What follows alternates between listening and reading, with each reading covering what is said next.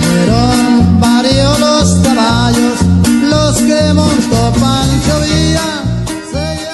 A principios del siglo XX, México vivía bajo el yugo de una dictadura que duró más de 30 años. El pueblo, cansado de la injusticia y la pobreza, se levantó en armas en busca de la libertad.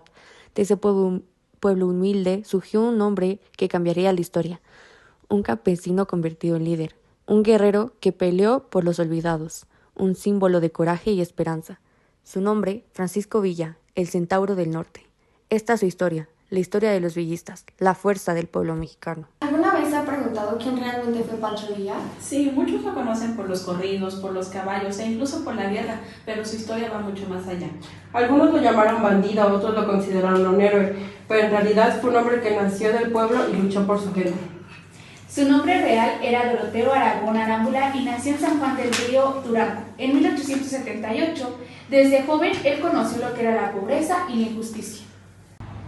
No nací para defender al rico, nací para defender al pueblo y al olvidado. Así comenzó la historia del hombre que cambiaría el destino de México, Francisco Villa, el Centauro del Norte. Años atrás, antes de ser el hombre que todos conocen, Francisco Villa creció en tiempos difíciles. A los 16 años trabajaba en el campo para ayudar a su familia.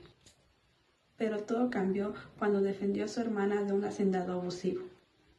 A partir de ese momento tuvo que huir y adoptó el nombre de Francisco Villa para reservar su identidad. En aquel tiempo, México vivía bajo la dictadura de Porfirio Díaz, donde la riqueza se concentraba solo en unos pocos, y el pueblo sufría explotación. Villa conoció esta injusticia desde niño y por eso decidió luchar contra ella. En 1910, cuando Francisco I. Madero llamó al pueblo para levantarse contra el régimen, Villa se unió al movimiento revolucionario. Desde ese momento comenzó su camino como líder del pueblo, ganándose el respeto y la admiración de muchos de ellos. mientras la revolución crecía, Villa se transformó en el símbolo del norte. Villa se convirtió en uno de los jefes revolucionarios más importantes del norte. Organizó un ejército poderoso reconocido como la División del Norte, compuesto por campesinos, obreros y jinetes valientes. En este ejército fue considerado uno de los más disciplinarios y eficaces en toda la revolución. Bajo su mando ganaron batallas clave como la de Torreón, Zacatecas y Ciudad Juárez, que cambiaron el rumbo de la guerra. Aunque Villa no tenía una formación militar, era uno de los genios en las estrategias. Usaba los ferrocarriles para mover tropas, hacía emboscadas sorpresivas y conocía cada rincón del norte mexicano. En los territorios que lideraba, fundaba escuelas, repartía tierras y ayudaba a los más necesitados. Por eso el pueblo lo veía como un verdadero justiciero. Pero más allá de las armas, Villa tenía un ideal. A diferencia de otros revolucionarios, Villa nunca quiso ser presidente. Su objetivo no era el poder, sino la justicia social. Creía que el pueblo debía tener tierra, trabajo, educación y libertad. Compartía ideales con Emiliano Zapata, con quien se unió en la famosa Convención de Aguascalientes de 1984. Sus ideales inspiraron a muchos y así nacieron los villistas. Los villistas eran campesinos, obreros, mineros y vaqueros que se unieron al movimiento porque estaban cansados de ser explotados. Ellos no peleaban ni por dinero ni por fama, sino luchaban por un sueño, un México en el que todos fueran iguales ante la ley. Villa los trataba como hermanos, no como soldados. Compartía la comida con ellos y nunca abandonaba a su gente. La División del Norte se convirtió en símbolo del pueblo unido, una fuerza de que los poderosos tenían. Que coma, el que tenga tierra, que trabaje, el que tenga poder, que lo use para servir al pueblo. Por la justicia, por la libertad y por el pueblo mexicano. Pero no todo fue victoria para Villa. En mi camino tuve aliados valientes, como Emiliano Zapata, que también soñaba con un México justo. Pero también tuve enemigos, como Venustiano Carranza y Álvaro de Obregón, que querían el poder más que la justicia. Me traicionaron y destruyeron mi ejército, pero jamás pudieron matar mis esperanzas por el pueblo de México. Porque lo que yo defendía no era mío, sino era del pueblo. Podrían matarme a mí, pero no a la esperanza del pueblo mexicano. Años después, la revolución llegaba a su fin. La Revolución Mexicana, iniciada en 1910, fue una de las guerras más importantes de América Latina. Surgió para terminar con los abusos del porfiriato y traer justicia al país. Participaron muchos líderes como Madero, Zapata, Carranza, Obregón y Villa, cada uno con su diferente visión de México. Los villistas representaban al norte, a los hombres y las mujeres del campo que peleaban por la libertad y el derecho a vivir con dignidad. Aunque la revolución terminó en 1920, los ideales de Villa siguieron inspirando a generaciones enteras.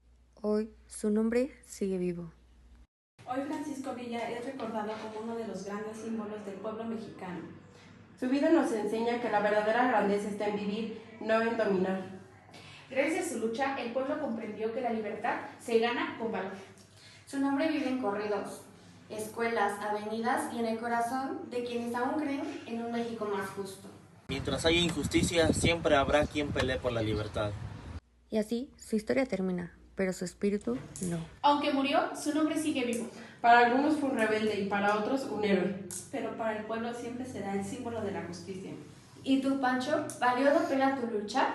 Sí, porque el pueblo nunca muere y sus ideales son para siempre. Villa se ganó el respeto de sus hombres gracias a su valentía y sus grandes sentidos de justicia. Luchó al lado de grandes figuras como Emiliano Zapata, con quien compartía las ideas de la tierra es para quien la trabaja. Sin embargo, también tuvo conflictos con otros líderes como Venustiano Carranza por diferencias políticas. Entre sus batallas más famosas está la toma de Zacatecas en 1914, considerada una de las victorias más importantes de toda la Revolución Mexicana. Esta victoria permitió el avance de los revolucionarios hacia el centro del país. Además, Pancho Villa fue el único mexicano que invadió Estados Unidos, cuando en 1916 atacó al poblado de Columbus, Nuevo México, en respuesta a una traición del gobierno estadounidense. Durante su tiempo como gobernador provincial de Chihuahua, Pancho Villa realizó acciones muy importantes. Impulsó la educación gratuita, ordenó imprimir su propio dinero, fomentó la agricultura y promovió la distribución de tierras entre los campesinos. También creó talleres, escuelas, ferrocarriles, mostrando que su lucha no solo era militar, sino también social. Sin embargo, tras enfrentarse con Carranza, fue perseguido y poco a poco perdió poder político y militar. Aún así, Villa siempre mantuvo el apoyo de mucha gente del norte que lo consideraba un verdadero héroe popular. Así es como termina la historia de Pancho Villa. Después de muchos años de lucha, Pancho Villa decidió retirarse de la vida militar, cansado de la guerra y buscando una vida más tranquila. Aceptó un acuerdo con el gobierno del entonces presidente Adolfo de la Huerta, quien le ofreció el perdón y una hacienda en Canutillo, Durango, para que pudiera vivir en paz junto a su familia. Allí, Villa intentó comenzar una nueva etapa. Se dedicó a trabajar la tierra, criar ganado y ayudar a los campesinos que habían sido parte de su ejército. Muchos de sus antiguos soldados lo acompañaron, pues no lo veían como un líder militar, sino como un protector y un amigo.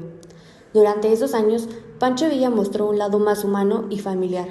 Le gustaba enseñar a los niños, contar anécdotas de la revolución y organizar festividades en su hacienda.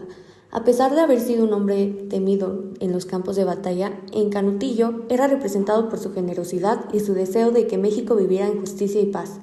Sin embargo, su fama y su influencia aún preocupaban a ciertos sectores del gobierno. Algunos temían que Villa volviera a tomar armas o buscara un puesto político.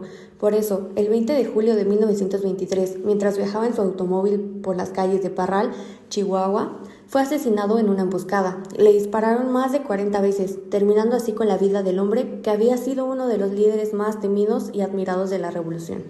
Su muerte sigue siendo un misterio, ya que nunca se comprobó quién ordenó el ataque. Hay quienes piensan que fue acto de venganza política, otros dicen que fue por viejos enemigos y algunos aseguran que fue una conspiración para evitar su regreso a la escena pública. A pesar de su trágico final, Pancho Villa sigue siendo recordado como un símbolo de coraje, justicia y esperanza del pueblo mexicano. Su figura ha inspirado canciones, películas, libros y leyendas que lo mantienen vivo en la memoria colectiva. Años después, en 1976, sus restos fueron trasladados al Monumento a la Revolución en la Ciudad de México, donde descansan junto a otros grandes héroes revolucionarios como Madero, Carranza y Zapata.